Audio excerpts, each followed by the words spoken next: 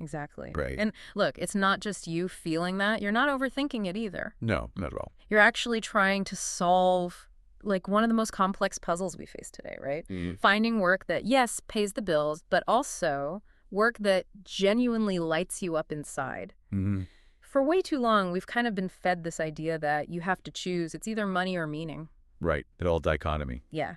And today, we're basically here to say, look, that's a false choice. It really is. It absolutely is. So our mission in this deep dive is pretty clear. We want to give you the framework, the tools to actually get both. And it's really something when you think about how much the whole career thing has shifted just in one generation. Oh, totally. Think about, maybe our parents' generation. Their path often seems simpler, right? Yeah. Get a stable job, Yeah. stick with it for 30 years, Right. maybe, then retire. There's a map, Even if it wasn't always deeply fulfilling for everyone. A predictable map, at least. Exactly. Yeah. But for us, it's a completely different world. We've all seen those, like Instagram posts, right? Someone working from a laptop on a beach. Mm-hmm. The dream life, supposedly. Or, friends launching their own businesses. Sometimes they strike gold. Sometimes it's just complete burnout. Yeah, I've seen both. And we definitely saw the Great Resignation. Yeah. Millions of people just walking away from what looked like good jobs on paper. Because something was missing. Because they felt empty. Exactly. So that old map, it just doesn't apply anymore. And it leaves this massive question hanging there. Right. How do you find work that gives you that financial security and makes you actually, feel good about getting up on Monday? That historical context, yeah, that really sets the stage for why so many of us feel kind of adrift. Yeah. And that's exactly why we believe the answer, or at least a really solid approach, lies in what we're calling the career trifecta. Oh. So it's not about just, blindly following some fleeting passion. And it's definitely not just about chasing the biggest paycheck you can find. Right. It's more nuanced. It's about the intersection, finding that sweet spot, balancing three really essential elements: money, meaning, and crucially, well-being. Money, meaning, well-being, the trifecta. That's it. And this deep dive, we're going to really unpack how you can strategically build that trifecta for yourself. Okay, so where do we start? How do we actually build it? Right. So we begin with something we call the money reality check. This is, it's where you get really, really honest about your finances. Brutally honest. Pretty much, yeah. You need to figure out three key numbers. First, your survival number. That's the absolute bare minimum, right? Housing, food, basic bills, just surviving. Okay, baseline. Then your comfort number. So that's your essentials, plus maybe a few simple luxuries. Eating out sometimes, maybe small vacation, comfortable. A bit of breathing room. Exactly. And then there's your dream number. Yeah. That's like, okay, everything you could wish for, money's no object kind of thing. The lottery win number. Yeah, basically. Really? But what's really interesting, and this comes from the research we looked at, is that happiness, it tends to kind of level off, to plateau around that comfort number for most people. That's such a powerful point because, so many people skip that step or they just aim for the dream number without thinking. Right. But if you realize that, okay, more money past a certain point doesn't automatically mean way more happiness, well, that gives you huge leverage. How so? It means you might not need to earn quite as much as you think you do to feel genuinely content. And that opens up so many more possibilities for finding meaning and protecting your well-being. Okay. Less pressure on the pure salary figure. Exactly. So once you've got a handle on your financial needs, then you can move to the next really vital step. Values excavation. Excavation. Sounds like digging deep. It is. Yeah. Because it's not enough to just say, oh, I want to help people. That's too vague. It's not really actionable. Okay. To truly excavate, you need to think about specific times, moments when you felt most alive, most engaged. Could be at work, could be outside of work. Like peak experiences. Sort of, yeah. What specific actions were you taking? Was it the analytical challenge of solving a tough problem? Was it the empathy you felt when directly serving someone? Maybe the clarity of explaining something complex? Or perhaps the creativity of, building something totally So you're new? doing really granular about the verb. Precisely. Yeah. Drilling down into those specific actions, those verbs, that's what reveals your true core motivators, not just vague ideas. Got it. So money reality check first, then values excavation. What's the third leg of the stool? Well-being. Right. The third essential part of the framework, defining your well-being non-negotiables. Non-negotiables. I like that. Yeah, because this is where you have to be, again, brutally honest with yourself. What are the environmental things, the cultural things that you absolutely must have to actually thrive, not just survive. I mean, these aren't just nice to haves then. No, exactly. They're critical. Critical for your long-term success, your sustainability.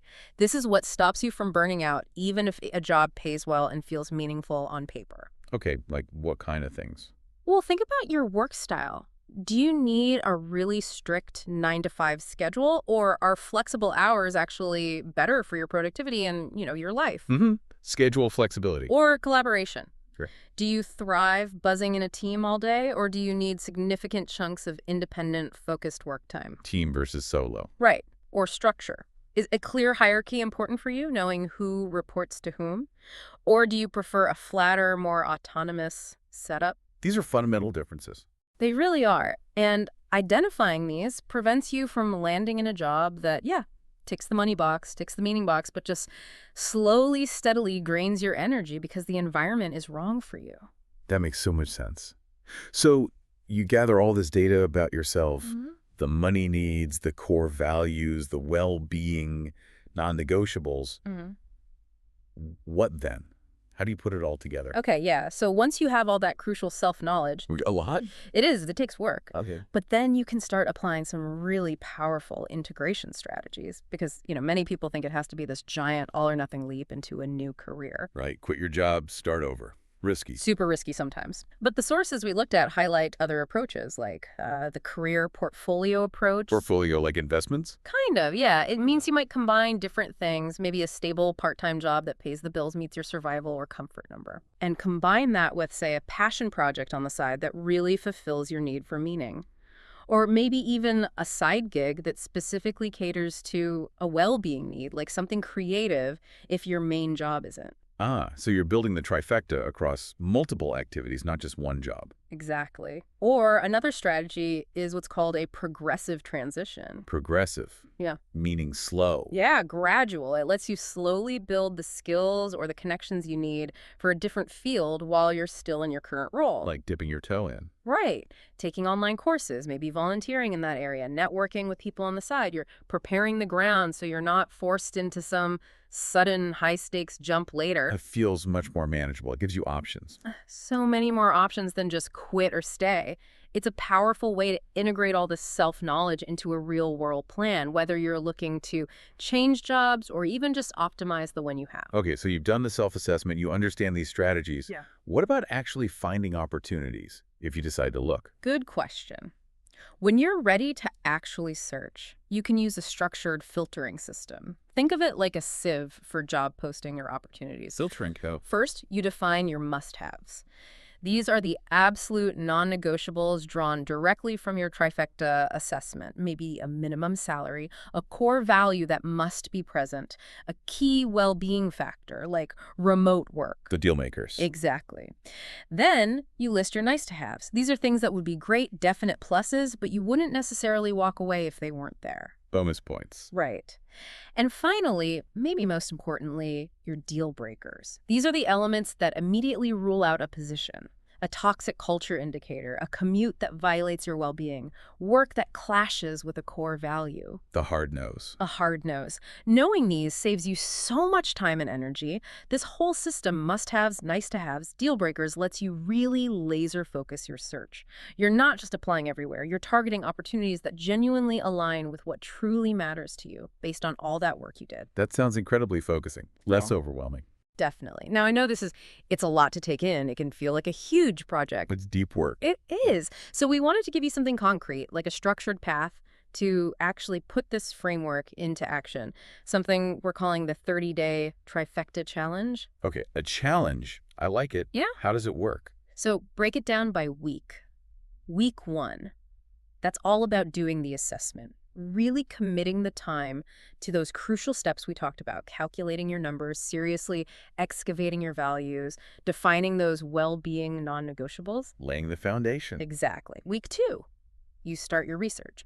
Based on what you uncovered about yourself in week 1, you start identifying industries, specific roles, maybe even companies that seem like they might align with your trifecta. Exploring possibilities. Right. Then week 3 is about action. Building momentum. You start building relevant skills, maybe small online courses, personal projects, and you start networking, just talking to people who are doing the kind of work that interests you. Informational interviews, that kind of thing. Skill building and connecting. And finally, week 4. That's when you pull it all together and create your personalized action plan.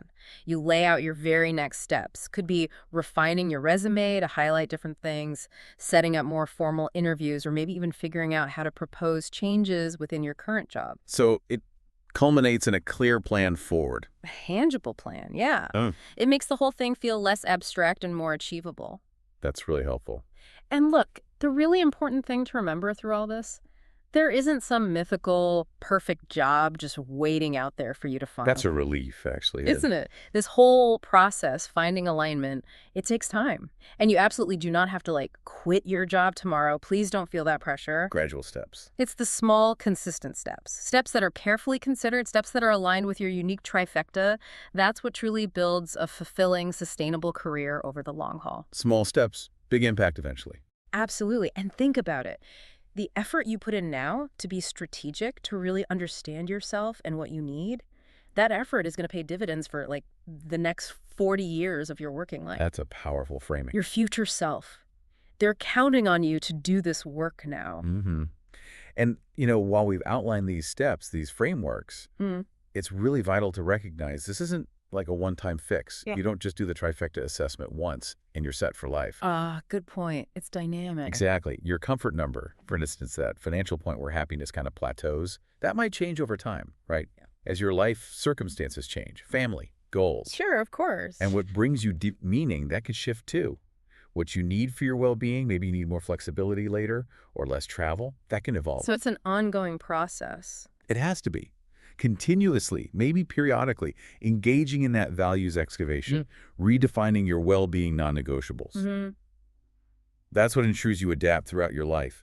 It's about lifelong adaptation for true fulfillment, not finding one static answer. Constant calibration. Yeah. So maybe a final thought for you, the listener, to consider is, how will you commit to making this a continuous practice in your life? How will you keep adapting your trifecta as you inevitably grow and change?